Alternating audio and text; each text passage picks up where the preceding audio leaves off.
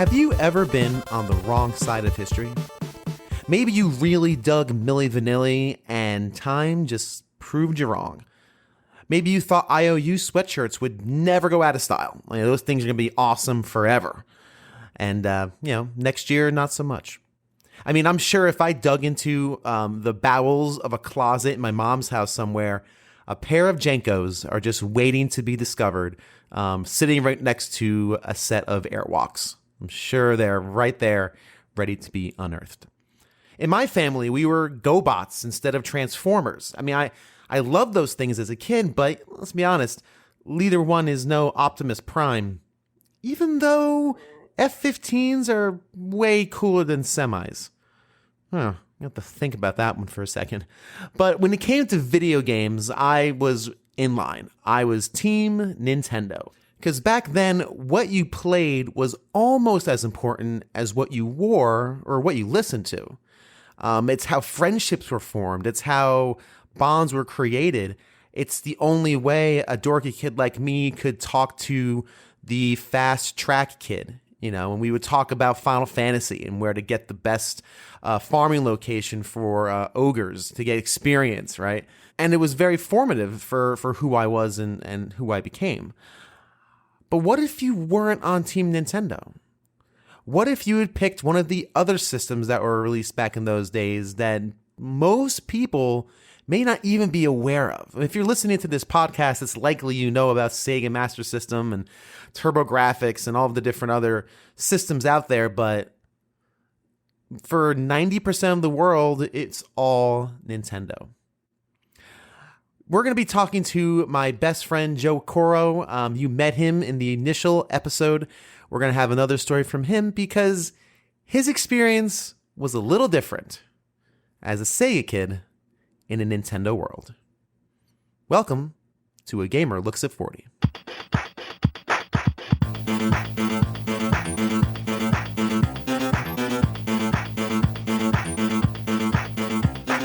The experience I remember as my first experience, and I told you this recently, is there was a Pizza Hut in town that was very big in the 1980s, and there was 2 arcade cabinets within this Pizza Hut in Clifton off Route 46. I was going to say, it's the Clifton one, right? Okay, yeah, go ahead. Yeah, by Romance. And Yep. One was the Hunter cabinet, which, I mean, I can never get into these. I don't hunt as a pastime. I never have held a gun. And I've never really got into even duck hunt. So that was just whatever, just sat there and collected dust. But the other one was Shinobi. And I was hooked. My brother was an infant. They would leave them with my grandparents. My parents would take me, and they would give me a bunch of quarters to have quiet time. There was like, here, Joseph, here's $6 worth of quarters, which is a fortune. And they would have a quiet meal, and I would just pump them into Shinobi, and I was hooked. I was so much so that I would want to go to Pizza Hut every day. That became my go-to. What do you want for dinner, Joseph? Pizza Hut. To play Shinobi. I like how Shinobi basically was the iPad of the day. Yeah, we want the kid to shut up, so let's just throw the screen in front of his face. And Joseph will shut up. Yeah, it was unbelievable. I mean, the sounds were definitely better than anything that I've played with my uncle's Atari. The left to right 2D nature of it all. I mean, I was doing that. That was my first experience in a 2D platforming game, left to right, even before Mario. Which again, it was so ahead of its time. And the colors, I'm colorblind for those that know me, and the colors were very vibrant. They were bright. There wasn't a lot of blues and purples. There was different colors. There was yellow, there was blue, there was red, there was bright greens, there was dark. So I loved it. The contrast was just, it was brilliant. I was hooked. To this day, I put it top 10 all time. Now, I don't quite remember Shinobi, the arcade game, but I certainly remember it on the Master System, and it was a really cool game. It was almost a system seller. I remember seeing commercials for it. on TV and such. Okay, the game is Shinobi. Your basic fist and stomach, foot and face arcade hit. 19 stages of major ninja warfare. Observe. You've got your throwing stars, your bombs, your nunchucks. Nice shot. If you live through this round, you get ninja magic. Hey, you can be next. Hey, I can't see. Shinobi, just one of 70 games from Sega. Games and accessories sold separately. And coming this Christmas. What I love about it was it had that 2D style. It was kind of like a Ninja Gaiden, but it also had these first-person shuriken throwing segments, which were really cool and not something you saw a lot of in that early 8-bit era, especially pre-NES. So it was a very cool game, but it also led to a very fateful decision that would, very honestly, change the course of Joey's video game fandom. Right, man. So 1988 comes. So actually, let's talk a bit about that then. We get to the NES era, right? We got everyone at school, 1985. The NES, is it 85?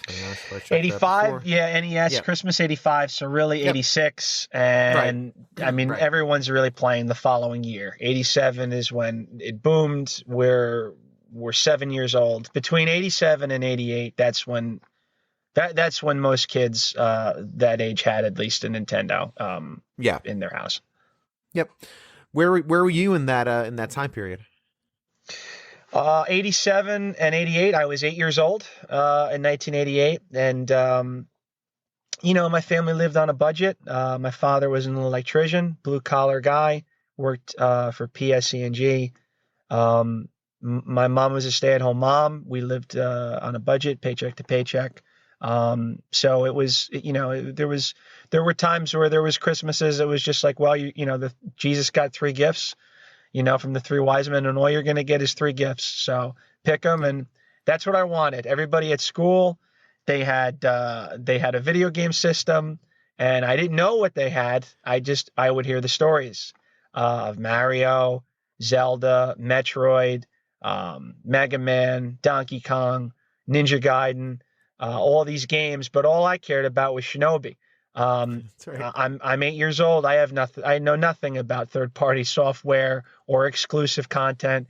Just what system can get me? What's the vehicle that can get me that experience at Pizza Hut every single day?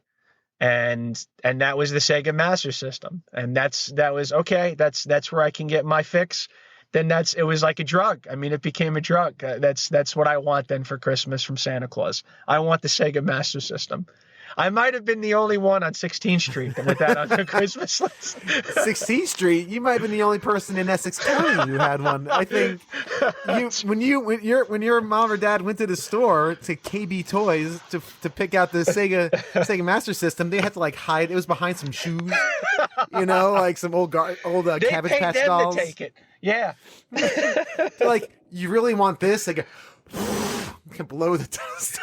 Well, that's what my uncle and he started in. That was exactly it. And I told you that he was around. It was August, September, right before the point of no return. He's trying to coerce me out of it. Like, Joseph, you sure you want this? Like, I'm telling you, I'm looking at these ads in Rolling Stone, and I hear the buzz on the street, and I see the commercials. I don't see a whole lot of Sega commercials. I think Nintendo's the way to go, because no one called it the NES or the Nintendo Entertainment System. It was just Nintendo. And he's like, I think Nintendo is the way to go. Nintendo.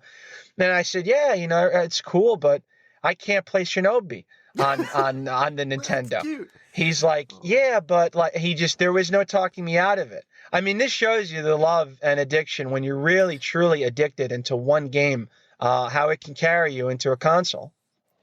Yeah, and that happens still today, right? We still Absolutely. have exclusives. We still have, people who will purchase a new system just because of the exclusive games, and I think that's good. I think that kind of competition is good. We've had it forever, right? And it's interesting you have that now, and I think that's kind of sweet, right? There's something very sweet about that.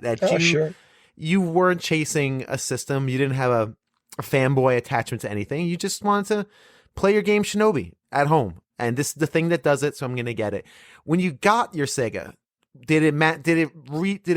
I obviously didn't match the arcade, right? Nothing was going to at that time, but What was your experience with playing your favorite arcade Well, game Christmas at morning home? was very disappointing.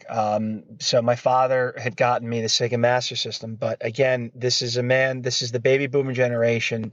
He went to the store. How can my son play Shinobi? Oh, you can play it with the Sega Master System.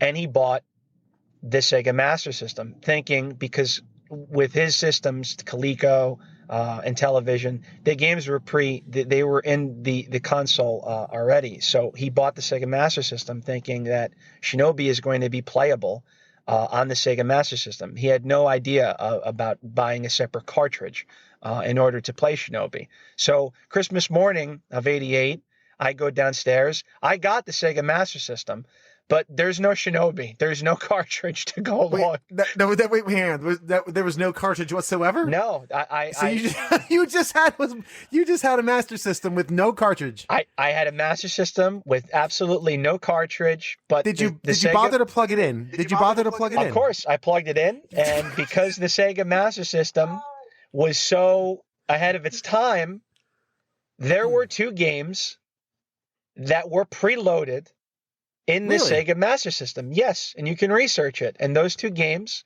were Hang On, which was like an outrun, Yeah. a racing game. Motorcycle game, right? Very good, good memory. Yeah. And the second game was Safari Hunt, which was a knockoff, I shouldn't say knockoff, which was Sega's version of Duck Hunt. So I was playing the games. I was doing the light gun. I was in there for like a solid hour. My father comes and sees me. How's it going, Joseph? It's going great. I can't find Shinobi. And so, through trial and error, and God bless my father. God bless any father back then. It was like I said, we were all navigating blindly. There's no internet. Yeah. He realized, he made a phone call to, I guess, his coworker at PS, and he said, "Oh, you know what, Joseph? Santa didn't bring Shinobi. There's actually another tape." My father said tape instead of cartridge because that's what he was assimilating it to a VHS. He's like, "There's another tape that we have to buy." He goes, "We'll buy it tomorrow." So now he's really like, he thinks that I'm going to be disappointed, but I wasn't. I was hooked on these two new games, and it was an experience that was totally new. I was playing video games in my house. I forgot about Shinobi. Shinobi, what's that? That's special, but look at this. Look what I'm doing right now. I have an arcade. I have Pizza Hut in 16th Street. I'm doing this right now, and I'm playing two games that I've never heard of, that I'm playing for the first time. Excuse me. That I've completely fallen in love with. I'm addicted. I'm addicted to these two games. I got to the second level. I saw dusk. I got to the third level. Now it's nighttime. What's the fourth level? Am I going to drive to see the sunrise with this game? This is great. My tires are smoking. Look at these graphics. This is awesome. This is not left to right. This is straight on. This is a totally different experience. And then I'm playing Safari Hunt, another experience. This is great. Look at this. I can do this. I can do that. I can shoot. My brother could shoot. Who's an infant. He can play and he can help me looking and shooting. I can cheat. And nobody cares. I can get the gun real close to the screen, put it on top of the screen if I want. I'm doing all of this stuff, and the morning is just flying by, and I'm playing this amazing thing. I'm playing this amazing thing and having the time of my life, and I'm so fun. It's so fun. There's so much joy, and it's contagious. My enthusiasm is contagious to my kid brother. And it wound up being a great Christmas. That's awesome. It's amazing. It's a very sweet notion of a time when I don't want to say we were easily amused, because that sounds kind of reductive. It's not that. It's a good point. I think we were very open. We were open. We had very little expectations. So when you have very little expectations, you're willing to accept anything. Because your dad told you, "Oh, we're gonna get Shinobi, next week, or get it tomorrow," but you didn't care. It sounds like you were enamored with not only the experience, the interactivity of the medium was enough to get you hooked. It didn't matter what it was, right? Ninja stars were equal to motorcycles, equal to Duck Hunt, right? And I think that really does speak to the simplicity of the early 8-bit era, and why it was so magical, and why we as kids continued with it all the way to the ripe old age of 40. So that's really, really cool. I think that's really sweet. Oh, it was amazing. I mean, it totally captivated me and drove me crazy at the same time. It was a great experience for my family, and by that I mean my father got involved. I mean, he's still a young man at the time. He's younger than me now. He's in his 30s. It's like let me try this. I remember Coleco, from 10 years ago. My brother's involved. Socially, outside of my house, I was at a disadvantage, and we've gotten into this because well, that's a different topic. But inside the house, it was awesome. I think I said it a number of times, but that really is extremely sweet. And during the interview, I talked a bit about how we as modern gamers don't allow for that. We have the hardest time dealing with any sort of delay or any sort of inconvenience when it comes to our modern gameplay experience. If a day one patch is 15 gigs, we get extremely frustrated. If a game is delayed 3 months, it becomes a serious problem to the point where developers get death threats. This is kind of the world we live in. Personally, if a web page takes 5 seconds or more to load, I go someplace else. We live in a world of instantaneous convenience. And the fact that Joey had to wait a year to play Shinobi, the only game that he wanted on that Sega Master System, and was satisfied with playing with what he had for a year, is extremely sweet and kind of just goes to show what life was like back in the early days of gaming, especially for my generation.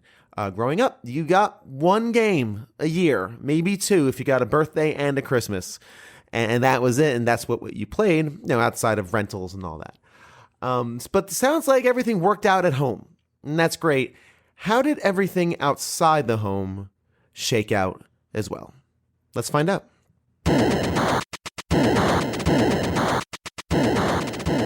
Let's kind of segue back to outside the house. How, obviously inside the home, you have your family dynamic, and now in the schoolyard, in class. So anyone can watch a horror movie. Anyone can see Alf. This is free. Anyone can buy a pack of Garbage Pail Kids. They're a quarter. Yes. But this was something that was rigid. This was isolated. Anyone couldn't go buy a $200 console. So very, very soon I realized this decision I made left me on an island.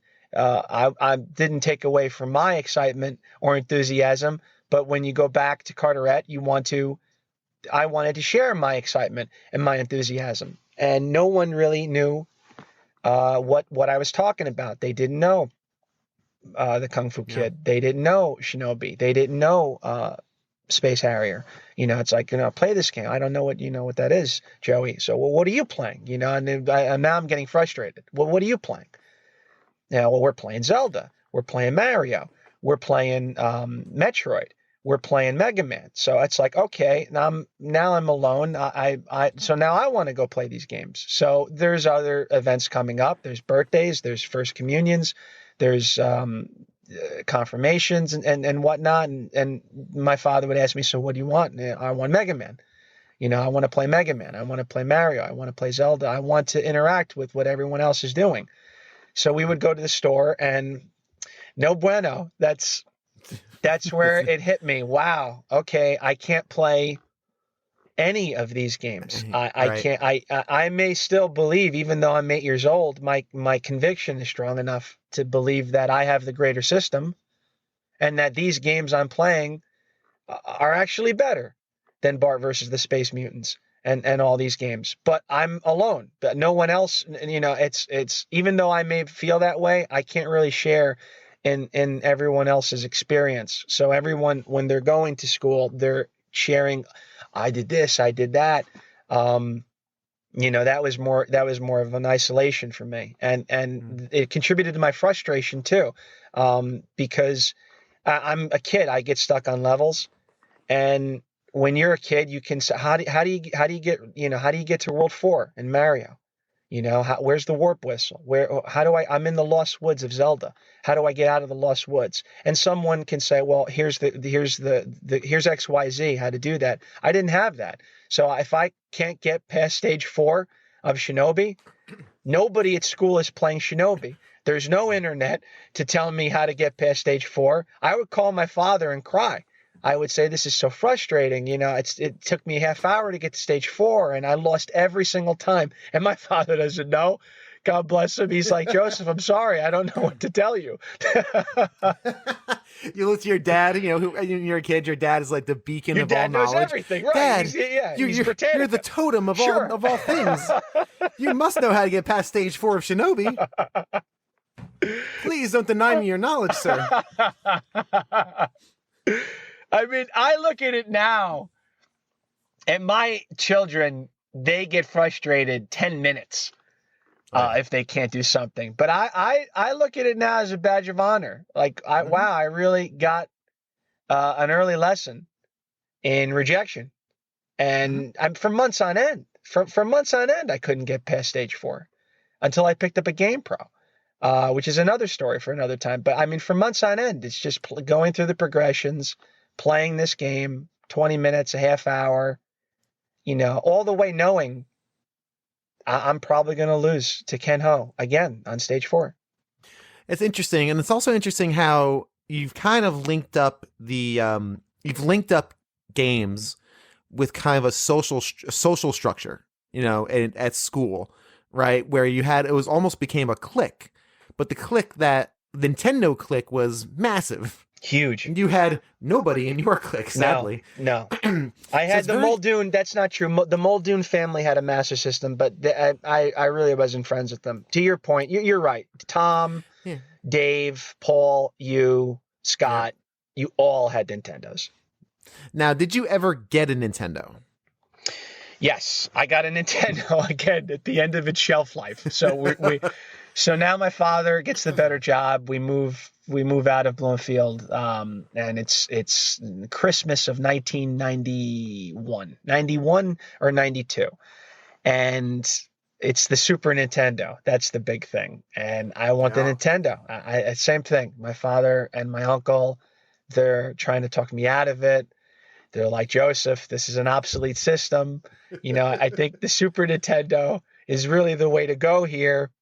And again, I'm defiant. That'll be on my tombstone. Defiant in the face. Here lies Joe Coro, defiant in the face of reality. I'm stubborn. No, I want, come on, play the Super Nintendo. It's like, no, I want to play these games. I've had to hear this for 4 bleeping years about Mega Man and Space Mutants and Zelda and Mario and Metroid. I want to finally play these games. I want to know what the excitement was all about. I missed out. I want to I want to catch up for lost times. I want to play these games. Yeah, man, absolutely. And that's very funny that you kind of again kept on getting behind the times there. I'm the same way now. I'm always 3 years behind the latest system. So it'll be 2023 by the time I get But the defining moment, and to your point, it wasn't the tech for me. It was always the games. It didn't matter if I was the only one in the world that had a Master System. Just like it didn't matter that I wanted a system that was really towards the end of its shelf life. What drove me to both consoles in 2 very different ways was the games.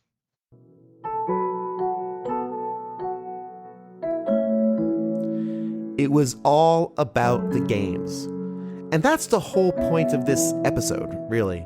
Consoles are just devices on which you can game upon, not status symbols or sources of pride.